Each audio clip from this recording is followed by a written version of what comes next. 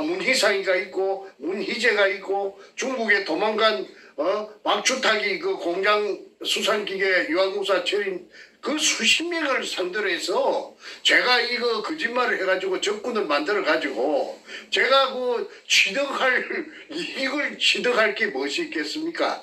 저는 16년 동안 일구월심 오로지 하나 자나 깨나 밥을 먹을 때나 어디 걸어갈 때나 오로지 생각하는 것은 문현동의 진실, 이것을 어떻게 하면 이 세상에 온 만천하에 공개해가지고 사람들이 다 알아가지고 아이고 거기서 그런 일이 과연 있었구나, 이거 정말 이거 참 굉장한 일이네 하는 이걸 알리기 위해서 어떻게 하면 될까, 그것만 생각하던 사람입니다. 그런데 태평 TV에 젊은 김 교수를 만나가지고 김 교수만이 오로지 진실을 이해하더라고요. 저를 한 6달, 7달 동안 테스팅을 해가지고 검증을 해가지고 제 말이 앞뒤 전후 좌우가 질서정연하고 신뢰할 수 있다고 판단했기 때문에 이분이 바보가 아니기 때문에 미국까지 온 것인데, 미국까지 와서도 의뢰공장이 맞다 틀리다 하고 또 도굴단들은 아니다, 정충재가 거짓말하고 있다 이렇게 하니 부득이 오늘은 그 속에 그 해결할 수 있는 방법을 제가 제시하지 않을 수가 없습니다. 시청자 여러분께서도 잘 판단해 주시고, 쟤들은 그 돈이 많아요.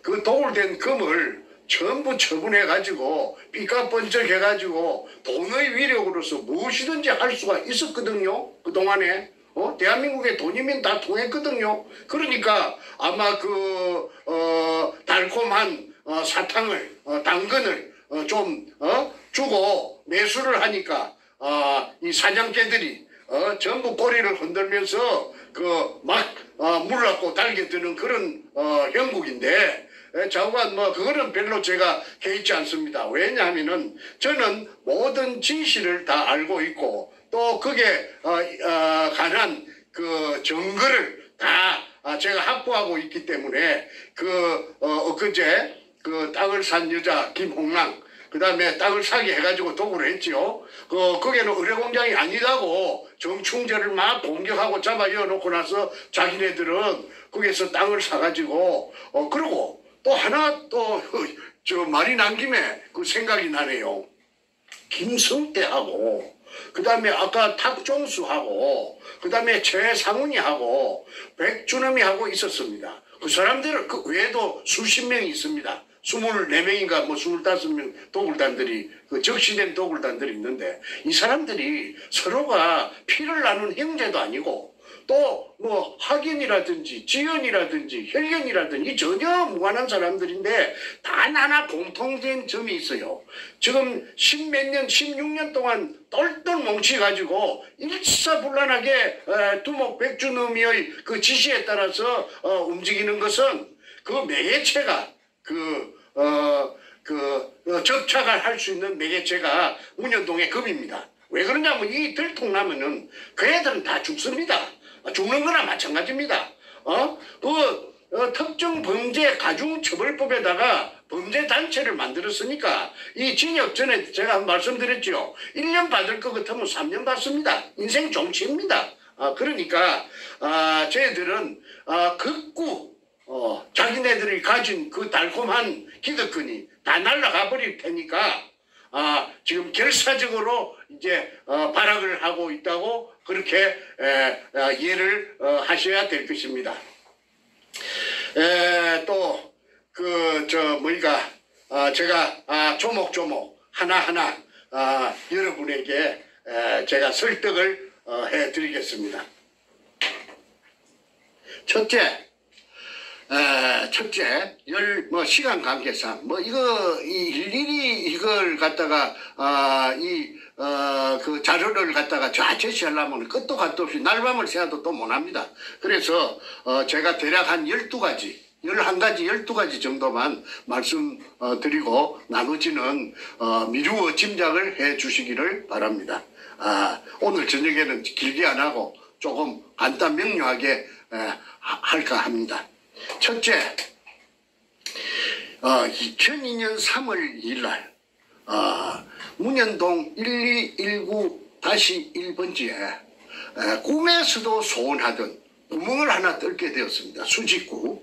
그 수직구를 그 규모가 직경이 60cm고 바위 안반청 16m를 뚫어서 지하에 숨어있는 일제 의뢰공장의 한 가닥을 뚫을 목적으로 그 기계가 설치되어 가지고 이렇게 굴착을 했습니다.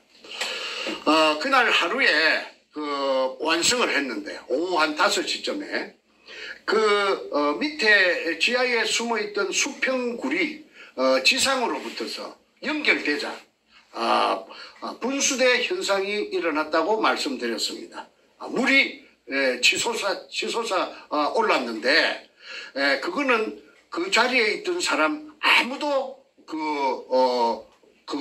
그걸 예측을 못했어요. 그런 현상이 있을 것이라는 걸. 그리고 그 자리에 제가 없었다고 그걸 공격을 하는데 제가 있고 없고가 무슨 상관입니까? 저는 그 자리에 없고 그 뒤에 산 뒤에 저 대갑선 쪽에 산 뒤에서 쌍안경을 가지고 그 광경을 일일이 보면서 저희 충직했던 조수 삼천포 놈 그 소도동 놈 같은 50년생 김성태에게 전화로서 하나하나 처음부터 끝까지 지시를 했습니다. 그러면 아무 권한이 없기 때문에 제가 시키는 대로 제 지시에 따라서 움직이는 로봇과 같은 놈이었습니다. 그런데 그놈이 제가 그 장소에 현장에 없었다고 내 대신에 그 새끼가 그 장소에서 진두지휘를 했던 것이지요.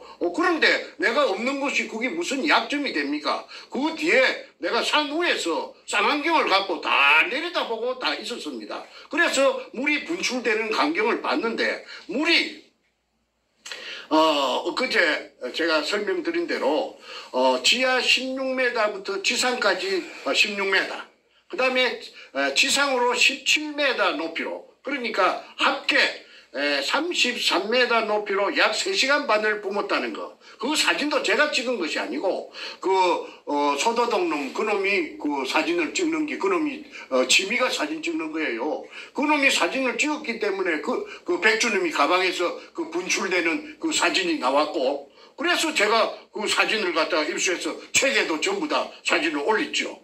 그래서 이 분수대 현상이 박충희 굴이냐 자기네들은 그 도굴단들은 박충희 굴이라고 시종일관 우기고 있지 않습니까? 그 박충희 굴이 아니라는 것을 나타내는 것이 그 분수대 현상의 그 사진입니다.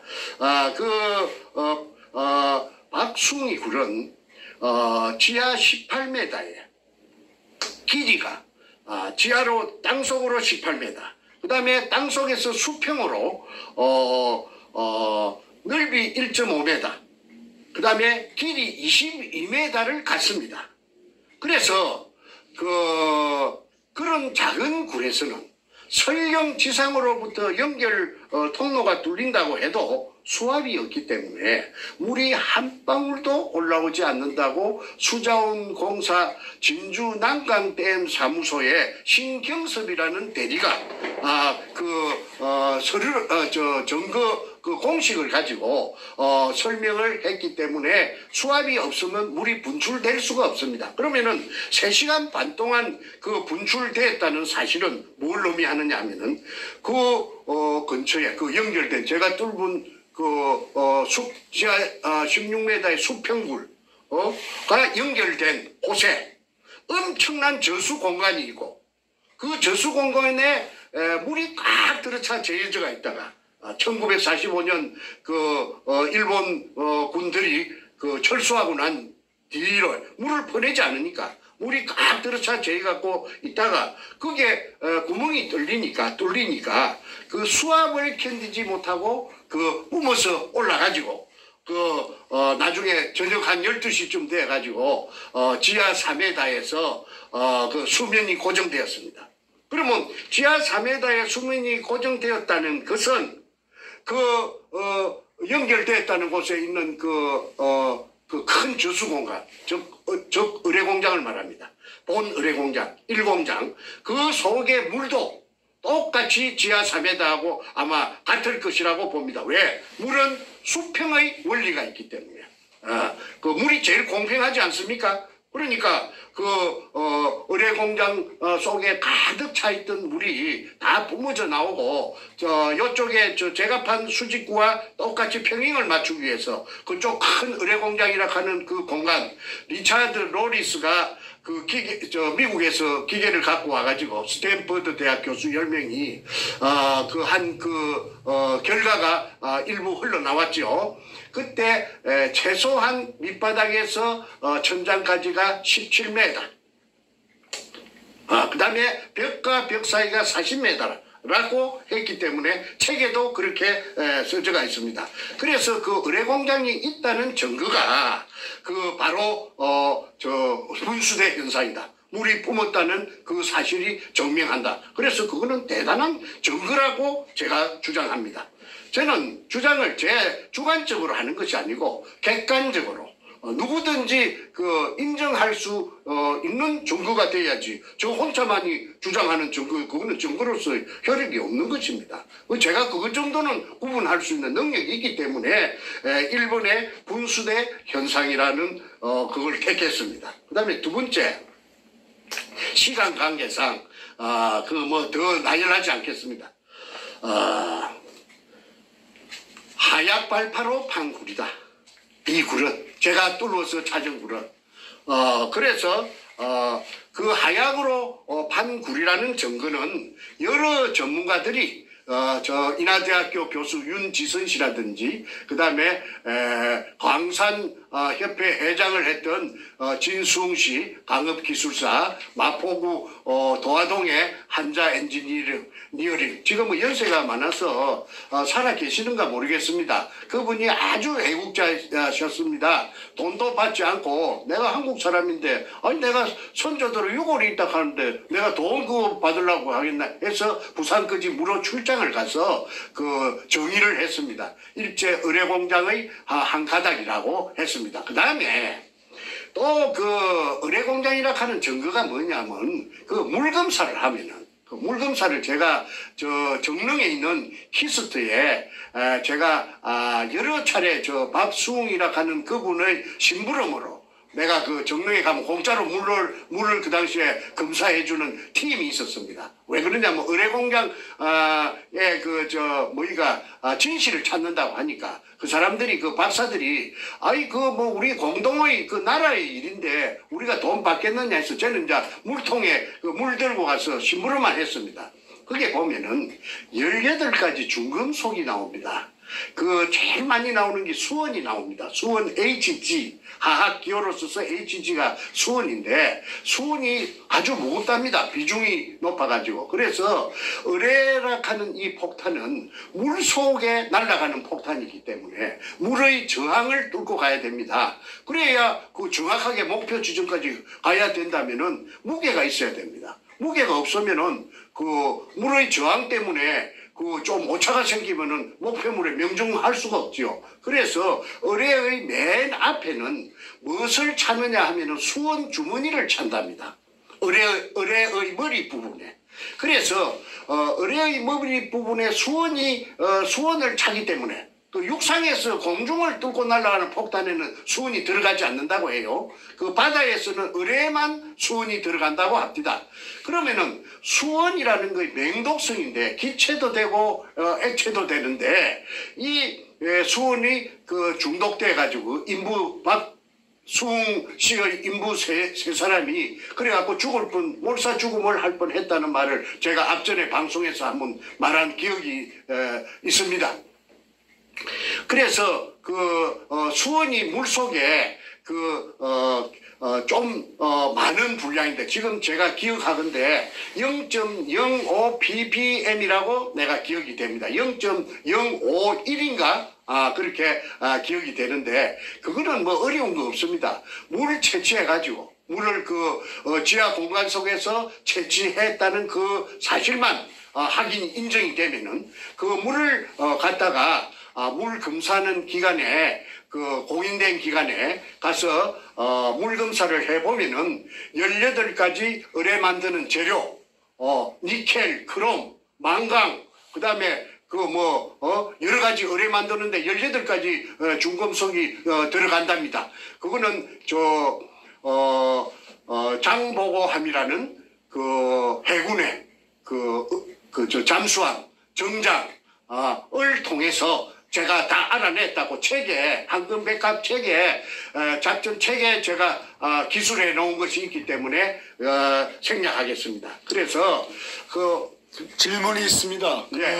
대한민국 지하에 있는 지하수 중에 네. 수은 검출되는 게 이게 흔하지 않은 일인가요? 제가 대답해도 됩니까? 말씀하십시오. 예. 수은이라는 것은 그야말로 맹독성이랍니다.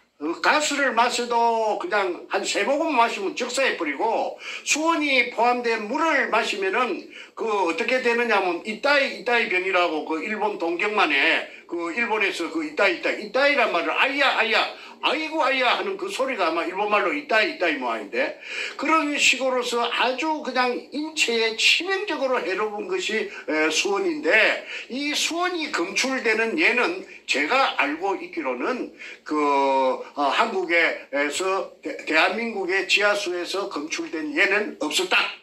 그거는 확실합니다. 그거는 물 검사하는 전문가들한테 알아봐도 제 말이 틀림없다는 것을 알 수 있어요. 그게 만약에 한국의 국토 지하에서 수은이 나온다면은 사람들 다 죽지요. 그런데 부산 문현동 지하에 나오는 물은 수은이 이제 비로소 제가 공개하는데 엄청난 양이 굉장히 진한 양이 포함되어 있다고 봅니다.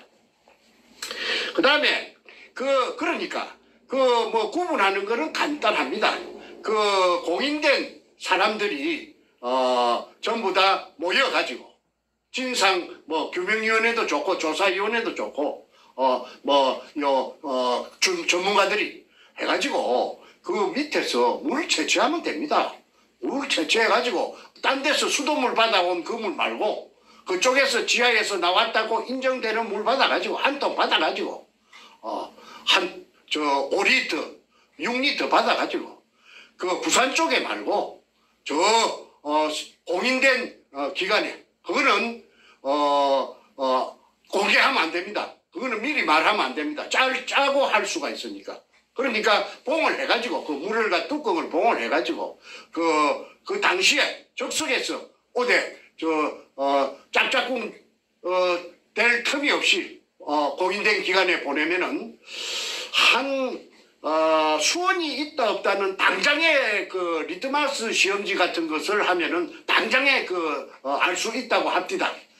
그런데 나머지 자세한 의뢰 만드는 재료 18가지 수원을 포함해서 그거는 한 며칠 걸려야 되겠죠. 그러면은 공인된 기관에서 장이 직인을 찍어 가지고 나오면 그건 틀림없는 겁니다. 그러면 판가름 나버립니다. 의뢰 공장이다 아니다 나버립니다. 그거 시비할 거 없습니다. 그런데 도굴단들이 물 채취를 몇 번 하려고 시도했는데 틈을 주지 않았어요. 접근할 수가 없었어요. 그래서 지금까지 못한 것이 굉장히 아쉬웠는데 이번 기회에 이 시청자 여러분께 급소를 제가 지금 말씀드렸습니다. HG 물검사하는데 무슨 돈이 많이 드는 것도 아니고 무슨 시간이 많이 걸리는 것도 아니고 노력이 많이 드는 것도 아니고 할 수 있는 의지만 있다면은 의뢰공장이 아니라고 나타낸다면은 자기네들도 해방돼야 될 거 아닙니까? 덤터기 있었다고 억울하다고 하니까 공인된 물을 갖다가 5리터, 6리터만 채취할 수 있도록 해주면 돼요. 그러면은 하루 이틀 새에 당장 답이 나옵니다. 자, 그 다음에 박수홍이 판구라고 제가 2002년 3월 2일 날 지하 16매에서 찾아낸 구라고는 판이하게 다릅니다. 첫째는 방향이 틀립니다. 제가 찾은 굴은 바로 그 제가 뚫었던 데가 막장이었어요. 막장은 이 뒤쪽으로는 없다 이 말입니다. 갈 수가 없어요. 막장이고 그 바다 쪽이 막장입니다. 거기에서 옹벽 안쪽으로 산 쪽으로 바로 직각을 그 옹벽과 직각을 그리면서 그러니까 서쪽에서 동쪽으로 직진합니다. 직진. 그래가지고 한 10m 가다가 갈라집니다. 직각으로 T자가 되지. T자 골목이 나타납니다. 그러니까 요리 진행하다가 T자 형태로 갈라집니다. 왼쪽으로도 가고 오른쪽으로도 갑니다. 그 다음에 가다가 또 여러 가지 갈래를 치는데 그까지는 복잡하니까 그냥 오늘은 T자로 친다는 것이 백주노미의 지도에도 그 T자로 된 모양이 나타납니다. 그러니까 그 백주노미는 거기에 돌아다니면서 유골 그 백골 조선인 강제 진용자 백골 그 물 빼고 다 세 봤답니다. 1, 2, 3, 4, 5, 6 그래가지고 980개라고 떠들고 다닌 것이 저한테 그게 채취가 돼가 있습니다. 그거는 지금 말하면은 또 복잡해서 시간이 가니까 그 정도에서 생략하겠습니다. 제가 다 가지고 있습니다. 그 다음에 모양이 틀립니다. 그 박숭이 굴은 하약을 사용하지 않았다고 법정에서 진술했고 또 하약을 사용할 수도 없고 또 사용할 수 없었다는 그 증명 서류를 제가 다 가지고 있어요. 박숭이 그것도 남구청에서 제가 찾았습니다. 그 찾을 적에 아이러니컬하게도 김무성의 보좌관 강아무개 그 보좌관이면 국회의원 국회 그 보좌관들 중에 제일 높은 사람이었습니다. 당시입니다. 이름은 내가 밝히지 않겠습니다. 그분이 정말 저한테 적극적으로 열성적으로 해가지고 자기의 지역구인 남구청에 그 부탁을 해가지고 박숭이의 허가낸 서류 원본을 제가 다 입수를 할 수 있게끔 도와줬다는 것을 말씀드립니다. 제가 가지고 있습니다. 그 다음에 제가 뚫고 찾은 굴은 아치형이 아니고 아치 넓이가 1.5m인데 저는 1.8m 그리고 사각굴입니다. 정사각굴입니다. 가로가 1.8m, 세로가 1.8m 사각굴입니다. 그런데 그 육군사관학교 아까 탄약고 담당이라든지 그 지하굴 전문가들을 다 알아봤더니 군대에서는 통로라든지 또는 그 창고 보관할 적에 무슨 중요한 물건 같은 것을 보관할 적에 항상 이 사이즈를 쓴다고 했죠. 그 다음에 전에 엊그제 내가 말씀드렸죠. 그 내셔널 지오그래픽에서 금 같은 것을 숨길 때는 꼭 이 사이즈를 쓴다. 왜냐? 지각 변동이나 지진이 나도 절대 굴의 형태가 허물어지거나 변형되지 않는다고 해서 이 사이즈를 쓴다고 말했는데 백주님이 만든 의뢰공장 도면에 보면은 문현동 의뢰공장 도면에 보면은 당장 저와 똑같은 제가 찾은 굴 아까 10m 가면 T자로 갈라진다고 했죠. 그 10m 가면 T자를 갈라지는 그 10m 굴이 당장 3개인가 4개인가 보입니다. 그게 옆에 졸졸이 일정한 간격을 두고 늘어서가 있습니다. 그런데 그 속에들도 다 금이 들었든지 그거는 제가 들었다 안 들었다 제가 지금 한 번도 제가 그거는 제가 모르니까 제가 뚫은 굴이 아니니까 제가 금이 있었다 안 있었다 내가 그런 거는 한 번도 뜯은 적이 없습니다. 그런데 솔직히 말하자면은 거기에도 금이 들어있을 개연성이 충분합니다. 그것도 똑같은 그 도면에 그리 나타났기 때문에. 그 다음에 모양이 아치형이고 사각형이고 틀리다. 그 다음에 길이는 아까 박숭이 굴은 재판하면서 나타났는데 전체가 22m였다. 수평굴의 길이가. 그런데 저는 그 도굴단들 도면에 보면은 수십 킬로가 되지요. 그런데 이제 막아놨어. 이놈들이 저 박숭이 굴의 연장인 것처럼 돌 포대 등으로 한주 소금에 저 말대로 한주 소금 포대 공포대에다가 잡석이나 쓰레기 등을 넣어가지고 그 굴이 박숭이 굴의 연장인 것처럼 30m를 그 나머지 T자로 갈라지는 데는 그 한쪽은 태워놓고 또 저쪽에 가서 10m 가갖고 왼쪽으로 막장인데 그쪽에 또 막아놓고 그래서 어쨌든 30m를 갔다 왔다는 것이 중요하죠. 그래서 30m하고 20m하고는 그거는 저 판약의 틀입니다.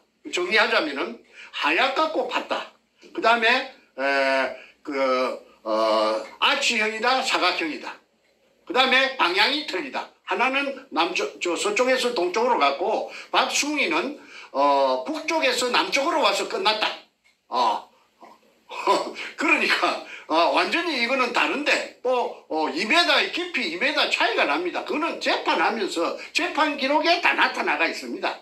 그런데 이 도굴단들이 어마무시한 도굴단들이 무시무시한 도굴단들이 무진동 하약을 사용해갖고 거기에다가 저 박숭이 굴로 갔다가 찾아냈다고 내가 엊그제 말씀드렸죠. 그거는 통영의 다이버 김원택이 그 옆에 이상한 구멍이 하나 있어서 돌아 나오다가 30m 갔다가 돌아 나오다가 그리 머리를 내가지고 이렇게 내리다 보니까 45도 사선으로 된 그 굴이었답니다. 그래서 좀 더 자세히 살펴보려고 일이 거꾸로 머리가 저 앞쪽이죠. 거꾸로 일이 내려가니까 쭉 미끄럼 타듯이 미끄러져 가지고 내려간 곳이 가니까 거기 굴이 하나 있더랍니다.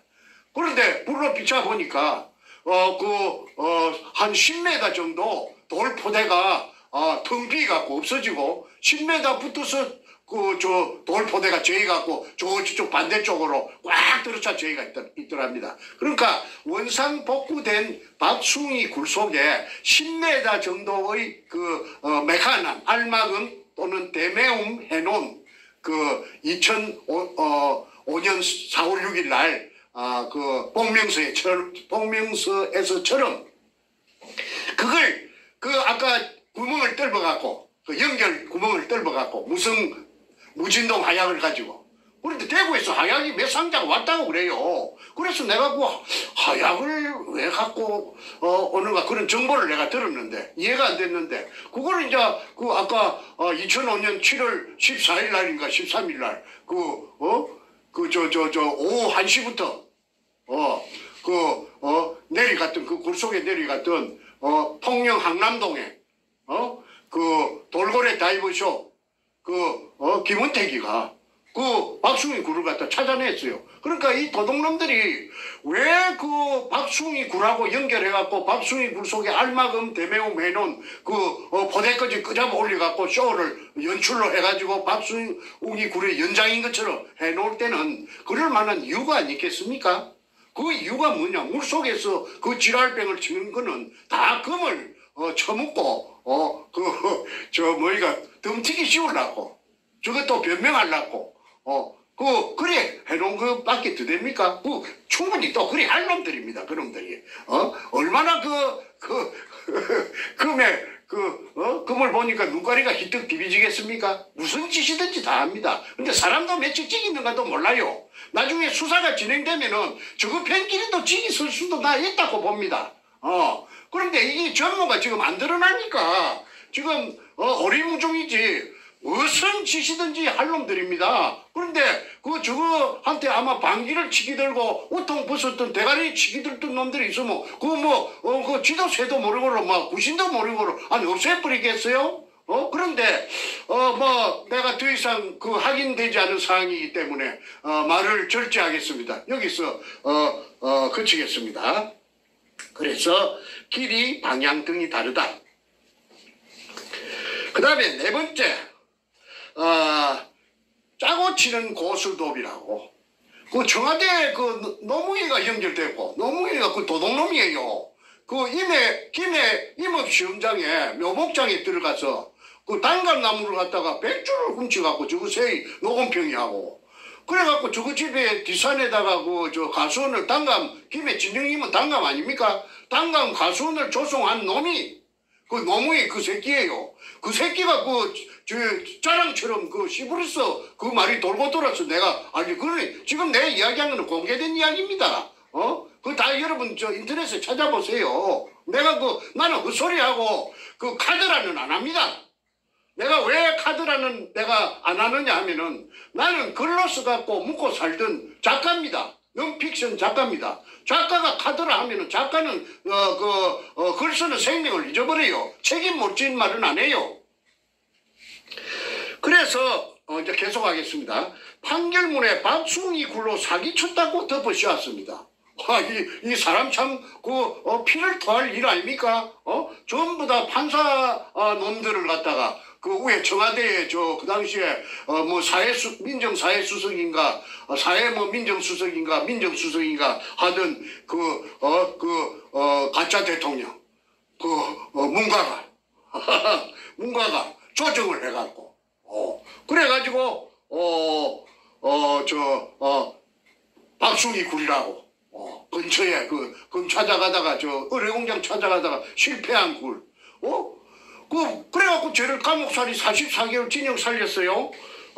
그러니까 교활한 말이지 사악. 이제 사악이란 말을 오늘 처음 썼습니다. 삿대를 사자. 그러니까 가짜라 이 말, 악마라 이 말이죠. 사악한 백주름이가 얼마나 신이 났겠습니까? 아이고 뭐 가짜가 대통령이 돼가지고 말이지 노가하고 문가하고 춤을 추니까 얼마나 힘이 나고 말이지 얼마나 재미가 있었겠어요. 그러면 산더미같이 있지. 이러니까 저를 징역 보낼 때 얼마나 꼬시고 그런데 차라리 그때 죽였어야 돼요. 감옥에서 병사로 위장하든지 그냥 해갖고 죽였어야 지금 이런 지옥을 맛보지 않을 것입니다. 그런데 제가 명이 길어서 안 죽었습니다. 그래 지금 살아가고 있기 때문에 제가 이렇게 폭로하는 것입니다.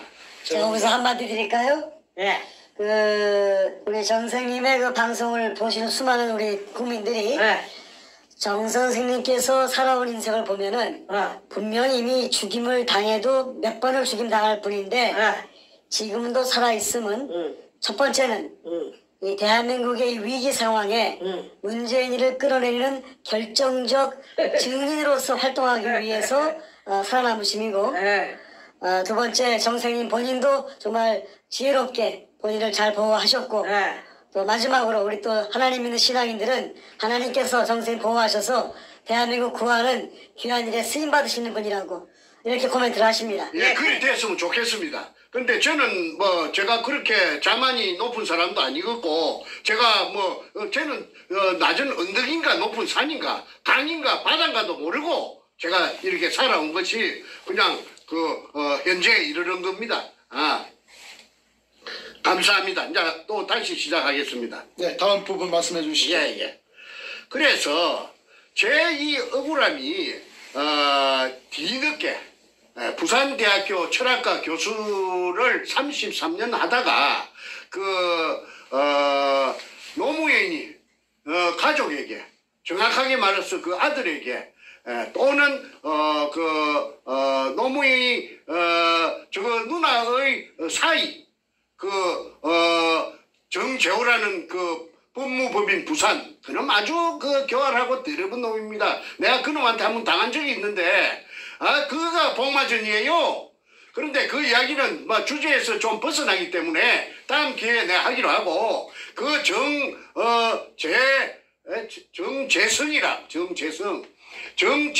하는 그 교활한 아주 또 미꾸라지 같이 생긴 변호사 호러 새끼 언젠가는 그놈의 새끼 내한테 한번 걸렸으면은 내가 그때 그 새끼한테 당한 치욕을 내가 한번 갚아줄 겁니다. 그래서 그 새끼하고 노락하는 노무현 새끼하고 같이 짝짝꿍을 해가지고 부산대학교 철학과 최우원 교수를 고소를 했어요. 대학원생한테 가재물을 갖다가 노무현이 전자개표로서 부정선거로 당선됐다는 그런 내용을 가재물로 내줬는데 그것을 자빨 대학원생 한 놈이 신문사에 갖다가 발라가지고 신문에 기사가 조그만하게 났어요. 나도 봤어요.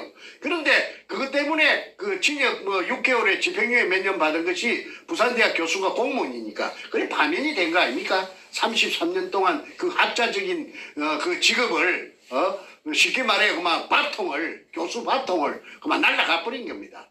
그래서 최우훈 교수가 아스팔트로 내몰린 거 아닙니까? 최우훈 교수가 그 책을 읽어보니까 황금 백합작전 책을 내가 한 권 줬는데 읽어보니까 그 기가 안 차니까 남구청에 민원실에 자기 발로 찾아가서 그 박숭이 굴에 대해서 남은 근거가 뭐 있는 서류가 뭐 좀 남은 게 있는가 한번 찾아주시오 했더니 그 담당 창구 직원이 컴퓨터를 따다닥 두드리니까 여기 있네요. 그것을 찾아낸 게 복명서입니다. 그 복명서에는 그 사진하고 사진 두 장하고 그 박숭이 굴 없어졌다는 언제 없어졌는가? 2005년 4월 6일 날 알마금 대매움. 그것을 내가 알마금 대매움이라는 문자를 내가 배웠어요. 굴 속을 텅 비게 놔주는 게 아니고 알로 막는다. 알로 막는다. 그게 알마금 팠던 군형을 다시 메운다. 해서 대매움. 그래서 뻥 뚫린 채 놔두는 것이 아니고 그렇게 착착 흙이나 돌로서 알로 막아가지고 그 빈 공간이 없도록 그렇게 해서 원상복구를 한다는 말입니다. 그 원상복구가 되었다는 증명서가 바로 복명서입니다.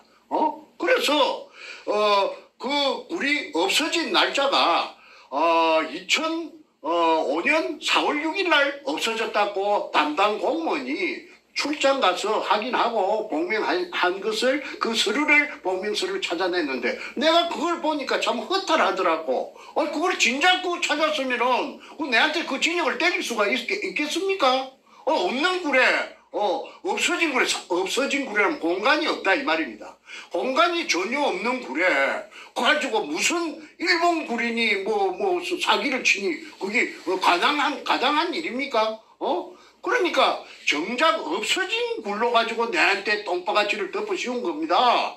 박숭이 굴은 없어졌는데 내가 몰랐지요. 나는 그런 걸 내가 너무 굴이 박숭이 굴에 내가 일단은 전에 투자는 좀 했지만은 그쪽하고는 끝이 났기 때문에 내가 관심이 있겠습니까? 그런데 그 근처에 공교롭게도 그 근처에 와가지고 있던 박숭이 구리를 핑계거리로 삼아가지고 나를 바로 딸딸 말아버린 겁니다.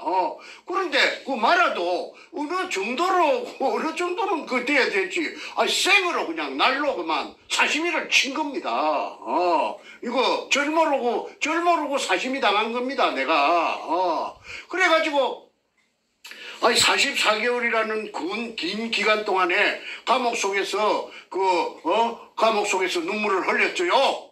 그런데 저놈들은 김홍란이를 시켜가지고 땅을 사가지고 그러니까 아무래도 불안하니까 금이 산더미같이 있으니까 그 졸물들이 금이 한 가방이나 두 가방이면 얼른 그냥 팔아먹고 숨기고 어디 들고 튀어서 그만 어디 가서 잘 먹고 잘 살 낀데 거기 산더미 같은 금이 있으니까 자기네들끼리도 야 이거 너무나 이거 벅차지요. 이거 야 큰일 났다.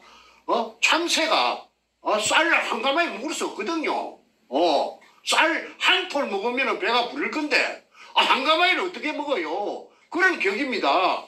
그러니까 그 방앗간 쌀 창고를 통째로 그냥 참새들이 차지한 꼴입니다. 그러니까 자기네들이 아무래도 뒤에 후환이 겁이 나고 이게 들통이 날 우려가 심하니까 그때 양아치 참여정부 청와대하고 접목이 된 겁니다. 그때 접목이 된 그 사안이 잘 적나라하게 나타난 것이 A4 용지 404쪽짜리 탐사 일기라고 그 404쪽짜리에 그 김성태가 썼어요. 그 소다동 놈 그놈이 워드를 쳐가지고 컴퓨터를 가지고 거기에 보면 다 나타납니다. 그거 내가 하나하나 내가 앞으로 다 공개할 거예요. 그게 등장인물이 전부 실명입니다. 실명. 그거 가가입니다. 그래서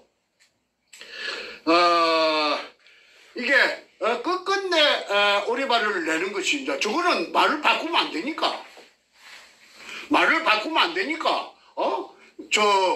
죽어도 감옥으로 쳐 들어가더라고 해도 박숭이 굴이라고 우기겠지요. 그런데 미안하지만은 제가 두목 백주름이 가방을 내가 두 번 틀었다고 내가 자랑처럼 문장처럼 내가 이야기했지요. 별거 다 있기 때문에 그거 빠져나갈 수가 없어요. 올무에서 올무에서 어떻게 빠집니까? 그거 명확한 쥐가 만들어 놓은 자가당착 문자를 써서 죄송합니다. 자가당착 지 그물에 지가 파놓은 함정에 그럼이 직접 지가 빠져버렸어요. 못 빠져나가요. 그러면 제가 왜 저 억울한 진역을 사느냐? 그거는 저 무식한 저 고등학교 나온 저 두목이 작동을 해가지고 판금사에게 조정을 해가지고 할 리가 그거는 만무한 일 아닙니까? 판금사가 뭐 나이로 뽕 해갖고 판금사 된 거 아니잖아요. 그러면 누가 했느냐? 그때 청와대가 참여정부의 청와대가 작동했다. 그 중에 그 한 부분이 김영종이라는 그 신철래기 그 당시에 그 검사와의 대화의 밤에 김영종이가 노무현에게 그 질문이 있습니다. 해가지고 그 왜 당선자께서는 뭐 당선자인가 후보자인가 대통령 후보자가 대통령 그 아직 임명식을 안 했으니까 취임식을 안 했으니까 왜 저 부산 동부지청에 전화를 걸었습니까? 전화건 목적이 뭡니까? 그 동영상을 한번 찾아보세요. 방황을 해가지고 우물우물 저 하는 것이 노무이 하는 것이 바로 나타나지 않습니까? 이리 되면 할 말이 없으니까 막 하자는 거지요. 하면서 그러면서 하는 말이 이거 제가 그 어떤 아는 지인에게 그 사람의 말을 한번 들어보라고 들어봐 달라고 부탁을 했는데 그거는 별로 사건에 영향을 끼치지는 않았을 겁니다. 그런 말도 안 되는 세상으로는 애기한테도 안 통하는 말을 갖다가 하는 것이 그 동영상이 나타납니다. 그게 바로 그 당시에 내가 수사받을 적에 2005년도에 그 오청에서 서범주이라 하는 그 대구 놈한테 고려대학 나오고 저 검사된 놈 그 뚱띵이 그 놈한테 새파란 젊은 우리 집에 그 아들보다 나이 어린 놈한테 서범준입니다. 서범준 지금 판사랍니다. 그런데 이 서범준이라는 이 자를 지휘했던 검사가 옆방에 그 뇌물검사 조이파리한테 20억인가 30억 받아먹었고 그 감옥 징역 7년 받아갖고 지금 뜨고 있어요. 그 뇌물검사라 하면 인터넷 치면 다 나옵니다. 김광준이가 이 사건을 바로 진두지휘를 해가지고 부산 문현동에 대해서 지금까지 못질을 한 그 대단한 그 일을 한 놈입니다. 김광준, 서범준. 어찌된 판인지 뭐 준자가 나를 내한테 바로 해코지를 해가지고 나를 이 지경으로 만들었어요. 백준엄 준자, 준자하고 종자하고, 그리고 군대는 제일 많은 게 해병대라. 내가 무슨 해병대 억하심정이 있겠어요? 내 셋째 동생도 해병대 나왔고, 내 사위놈도 해병대 나왔고, 한데 해병대가 내하고 무슨 억하심정이 있는데, 그런데 전부 해병대라. 어찌된 파인지. 그 다음에 고등학교는 전부 다 경남고등학교라. 그 다음에 이제 제일 많은 게, 그 다음에 또 대학은 뭐냐면 서울대학이라. 나 이 어이가 없어요.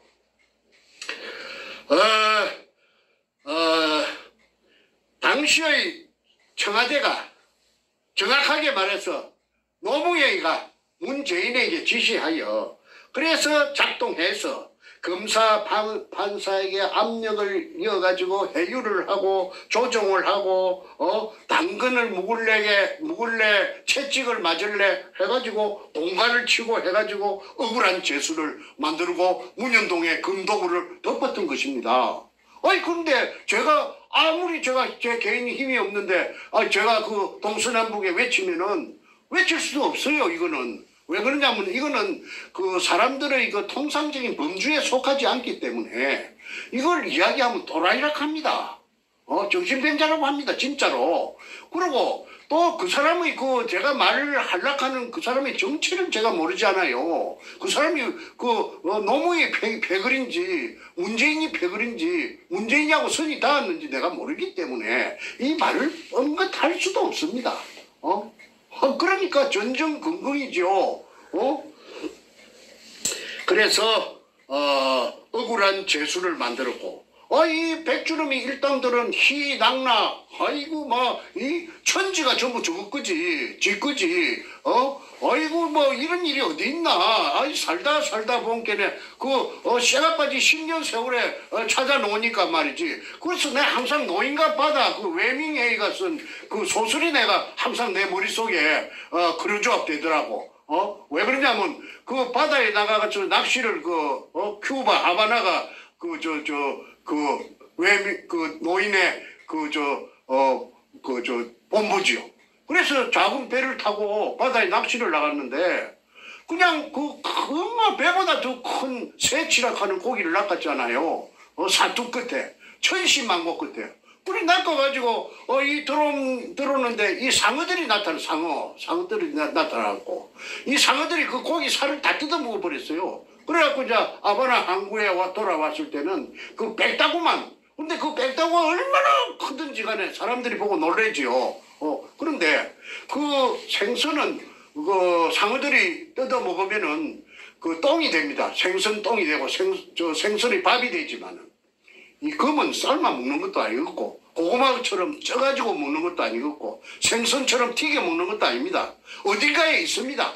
문현동 검은. 그거를 조사해보면은요, 저 도굴단 백주놈이 잡아다가 거꾸로 달아매 놓고, 한국의 수사기술은 아주 발달했대요. 추적 들어가면요, 못 빠져요. 빠질 수가 없어요. 증거가 명백한데. 그 다음에 또 한 가지 있습니다. 이 사건은 특수사건이라고 내가 생전 처음 들었어요. 내가 들은 사람은 내가 공개하지 않겠습니다. 그 사람은 현역이기 때문에. 정 선생님, 걱정도 하지 마세요. 이거는 특수사건이기 때문에 시효가 없습니다. 시효가 소멸되지 않는다고 해요. 왜 특수사건이냐 했더니 이게 국가를 들었다가 놨다가 몇 개도 들었다가 놨다가 국가도 사버릴 수가 있는데 이게 특수사건 아닙니까? 그래서 특수사건이 있다는 걸 제가 처음 들었기 때문에 제가 얼굴에 하색도 이리 좋고 제가 흔들리지 않아요. 왜? 아직까지 제가 잔물이 덜 빠졌구나. 내가 아직까지 앞전에 내가 알게 모르게 지은 죄가 있다면은 그 죄를 씻어야 내가 그러니까 연단이 되겠구나. 연단. 단련이 되겠구나. 그래서 내가 참고 견딜 수가 있었지. 어이구 내 금이 저놈들이 다 빨아먹었다면 내 병이 나갖고 심장이 터져 죽었겠죠. 자, 그래서 결론은 원상복구되어서 알마금 대매운되어 없어진 글로 가지고 사기쳤다는 것은 굉장한 아이러니입니다. 이거는 대한민국 사법부가 얼마나 썩었는지 또 검찰이 얼마나 썩었는지 얼마나 개판인지 이게 나타나는 바로 바로메에다가 문현동의 금도굴 사건입니다. 만약에 문현동의 금도굴 사건이 제가 주장하는 대로 클로즈업 되면은 햇빛 속에 클로즈업 되면 나타나면은 대한민국에 있는 검찰 개혁 그야말로 물갈이 청소 그다음에 사법부 전부 다 물갈이 하는데 큰 기폭제가 될 것입니다. 썩었어. 그런데 이대로 가다가는 자꾸 억울한 사람만 나와요. 김일성이 장학생들 다 잘라내야 되죠.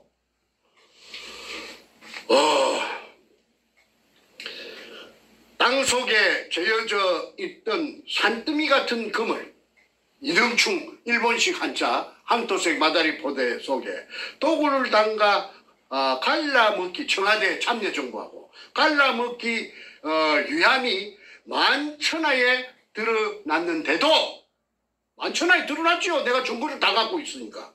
그런데도 반박 기자회견을 하여 하늘을 속이고 국민을 속이고 자기 자신까지 속여서 거짓말로 시작. 그래서 내가 그놈을 사이코패스라고 했고 사이코패스라는 말을 다시 한번 제가 설명하겠습니다. 도덕적 불감증. 어떤 것이 옳고 어떤 것이 선하고 어떤 것이 악한 걸 구분 못하는 놈이 그 백주놈이 그놈이에요. 그래서 사이코패스라고 했지. 괜히 그 제가 악담하기 위해서 국민들한테 모함하기 위해서 한 말이 아닙니다. 그러면 선과 악을 구분 못하고 지가 하면은 선한 것이고 남의 상대가 하는 것은 전부 악이고 자기의 적군은 그래서 내로남불이라고 제가 말씀드렸죠. 어느 역사에 인류 역사에 어느 나라의 군주가 어느 나라의 절대 최고 권력자가 아니 일개 그 작품도 못하는 쓰레기 같은 범죄단을 하고 접목이 되어서 갈라먹고 억울한 사람을 갖다가 그 감옥 속에 처박아 버리는 필리핀에도 한 건 있었어요. 이런 건이 필리핀에 있는 거는 그게 이제 야마시타 골드입니다. 사람들은 뭣도 모르고 한국에도 야마시타 한국에는 야마시타 골드의 그 사정권이 아닙니다. 나와바리가 아닙니다. 일본말 써서 미안합니다. 필리핀에 그 로베르트 록사스라 하는 영감이 한 몇 년 걸려가지고 그 야마시타 골드를 찾아냈는데 마르코스가 지금 말기에 울컥했어요. 그래가지고 이 영감이 한 2년 반인가 옥살이를 하다가 그래 이제 어느 날 석방이라고 해서 나왔어요. 그래가지고 이제 마르코스가 도망간 망명간 그 하와이까지 찾아가서 재판을 했지 않습니까? 그게 한국의 언론에 난 걸 제가 봤습니다. 저한테는 그게 큰 힘이 그 당시에 됐죠. 그래서 이 로베르트 록사스가 필리핀 영감이 그랬다면 정충재는 한국의 제2의 로베르트 록사스 같은 사람입니다. 앞으로 이제 이게 나타납니다. 제가 죽어도 나타납니다. 이거는 제가 명의 잘라 죽더라도 이거는 나타납니다. 왜? 태평 TV에서 한 30번 이걸 봤기 때문에 이거는 덮을 수가 없어요. 사람들이 이제 많은 사람이 알았기 때문에 이거는 나타나는 거는 시간 문제입니다.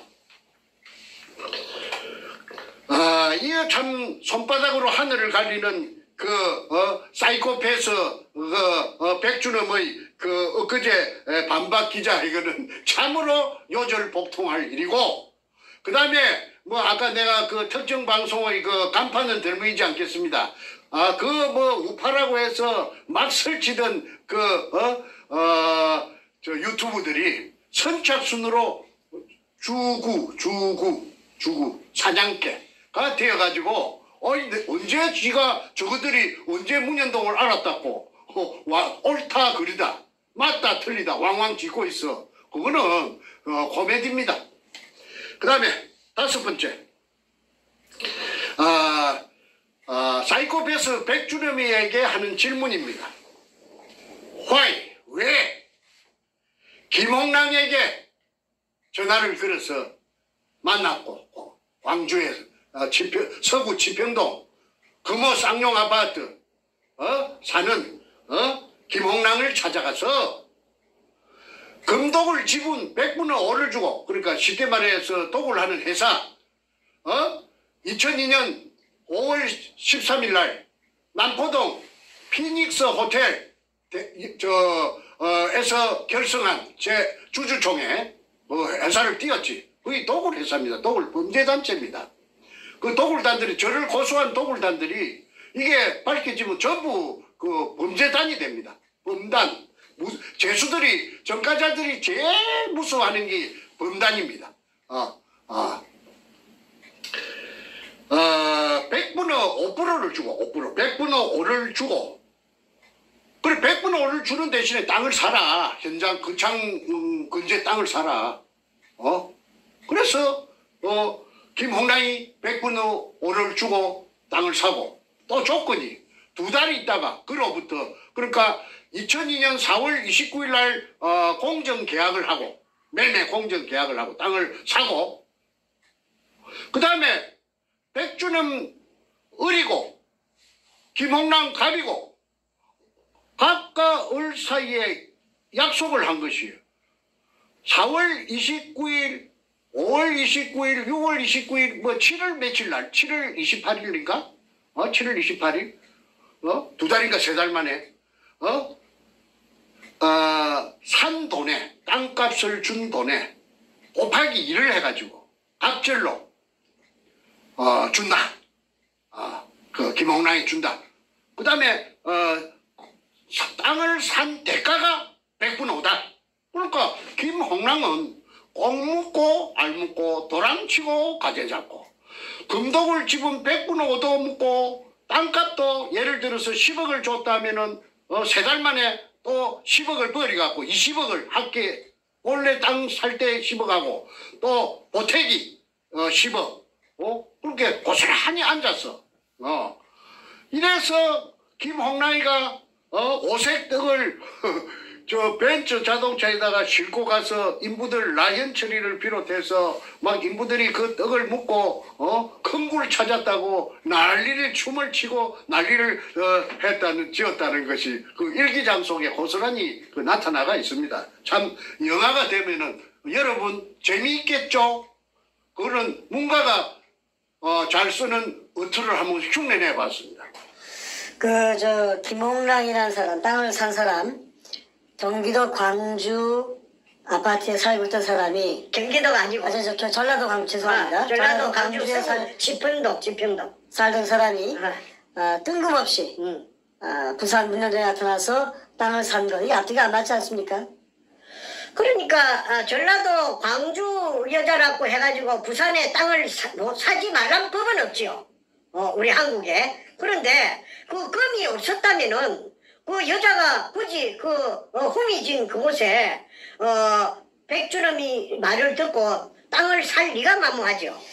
김홍랑의 개인적인 신분을 파악해 보니까 그 죽은 김대중이의 기공사 안마해주는 거지. 기공사가 아마도 김대중이 아니고 김대중이 각시 늙은 할망구 이휘호. 이휘호의 기공사. 그렇지. 이휘호의 기공사. 그렇지. 그러면 김대중, 이휘호, 노무현, 문재인은 다 한 통속 아닙니까?